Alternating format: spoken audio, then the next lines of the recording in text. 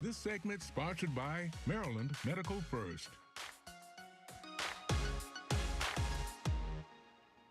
Okay, guys, well, speaking of health, Maryland Medical First could be a great one-stop healthcare option for you. Check it out.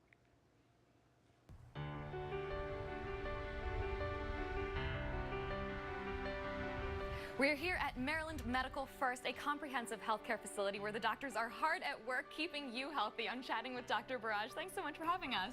Thank you. Of course. Tell us about Maryland Medical First and everything you do.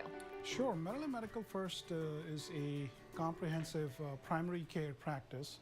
Our primary focus is on primary care, and we try to provide as a comprehensive primary care, health care of our patients in the community here.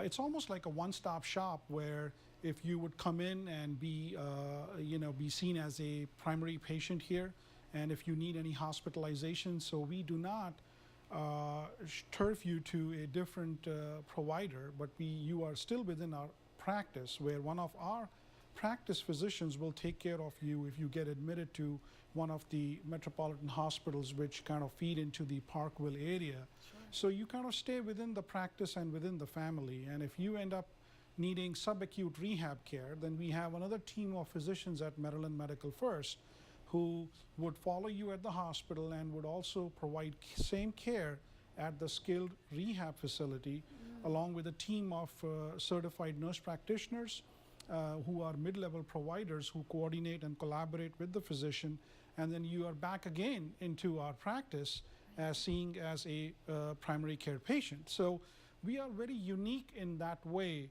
that where these days, due to the constraining times, many physicians or practices will only do one thing or the other, either outpatient or inpatient care. Right, like an urgent care center. Correct. So we are very unique in that way, that we provide care to patients in the neighborhood and the community that way. That's wonderful. So tell us a little bit about the types of patients that you see. We see everybody from ages being 18 and above, and as high as being even 100 years old, especially in the geriatric population. Those are the kind of patients we see.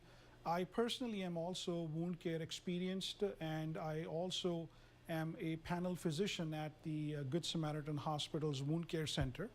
And I do take care of a lot of patients who have diabetic non-healing wounds, vascular wounds, pressure ulcers, that I provide care for them. So those are the other set of patients that we try to focus and provide care. Of course. So why is primary care so important?